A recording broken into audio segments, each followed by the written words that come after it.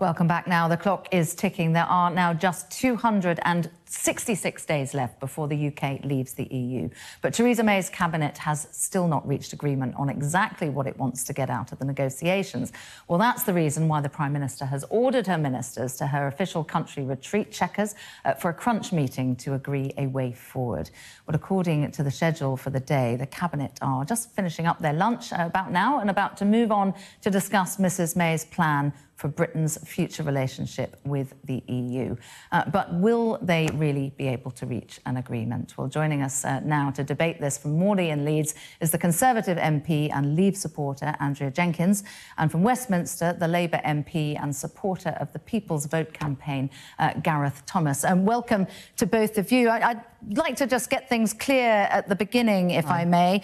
Ask you both the same question, starting with you, Gareth. I mean, what are you hoping to see from the meeting today?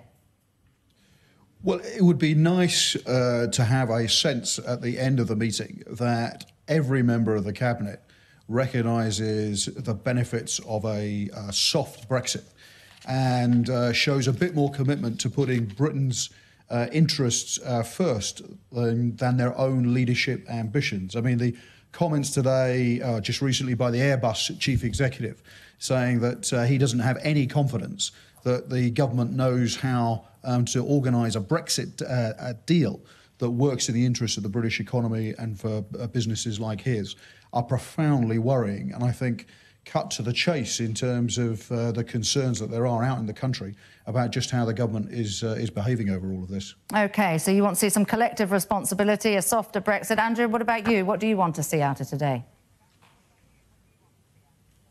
Well, I don't think people are putting their careers first if they're actually, go against this proposal. It's not the Brexit people voted for. And no, I don't agree with having another referendum, like the People's Vote wants. What I'd like to see today is to ensure we, as the Theresa May has said, we control our borders, we control our money. But what I'm hearing at the moment about this possible third way, that it may prevent us to do free trade deals, with the likes of the US, it's very alarming for us Brexiteers. Gareth? Well, our biggest market is with the European Union, and at the moment it looks like the cabinet are going to try and organise a Brexit. That's because our hands have been tied, puts our relationship with that single market at risk.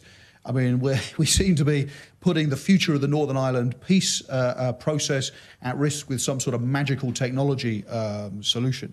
And the idea that we're taking back control, I mean, nobody now believes that. It looks actually as though we're going to be paying a huge amount of money to leave the European Union and losing our voice in critical discussions that are going to affect Britain's future. And that's why I do think the British people should be given the chance to vote on whether to accept Andrea and Jacob Rees-Mogg and Theresa May's Brexit deal. The People's Vote is a slightly separate issue. We'll come on to that. You're hoping for a soft Brexit to be contained in that paper.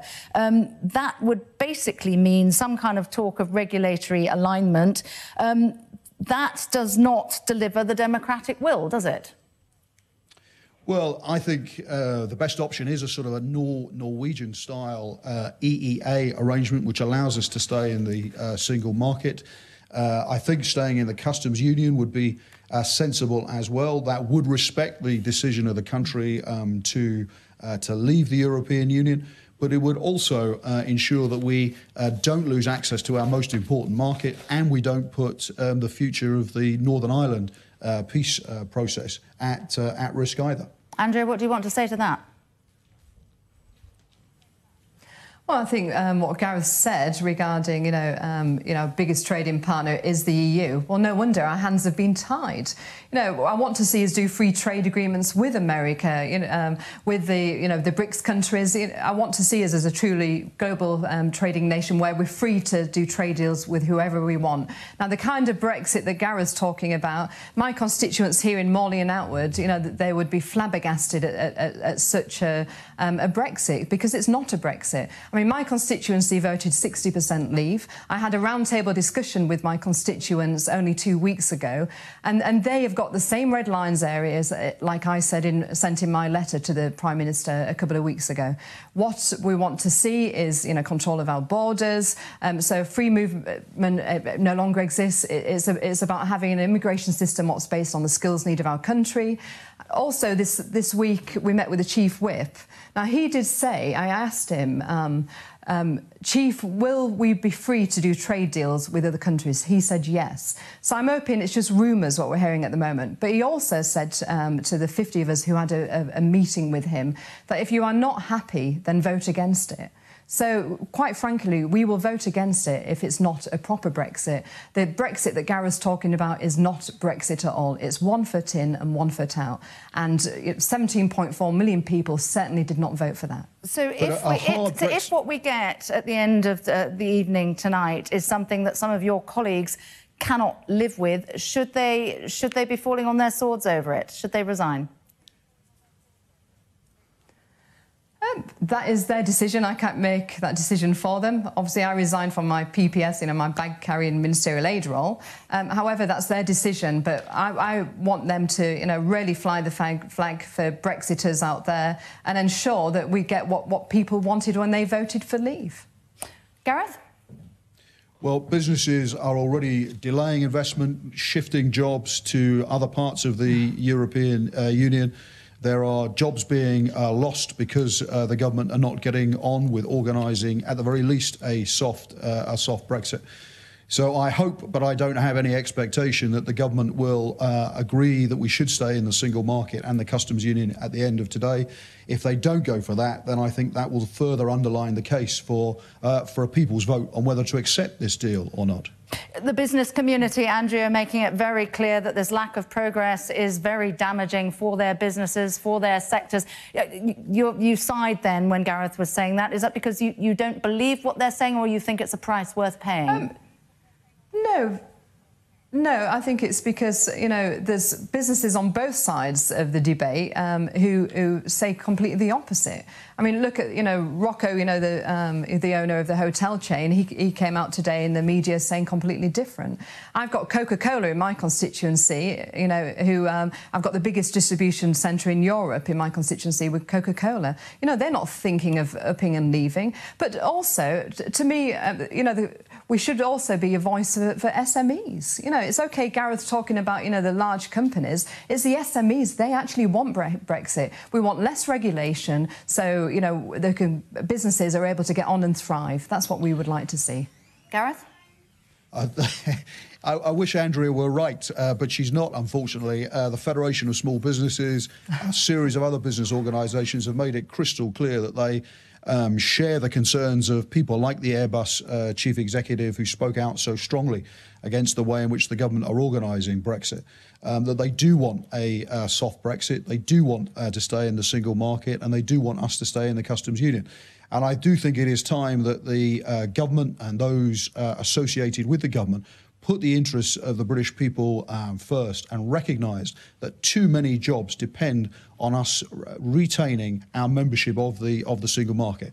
We voted to leave, and that has to be respected, but we can still adopt a Norwegian-style option, stay in the single market, retain our membership of the customs union. That respects the vote, but it also ensures that we don't put so many jobs at risk. Andrea, with time being very much of the essence, Michel Barnier seeming to lose his patience, some red lines are going to have to be dropped, aren't they? I'm just wondering which one you think you could live with.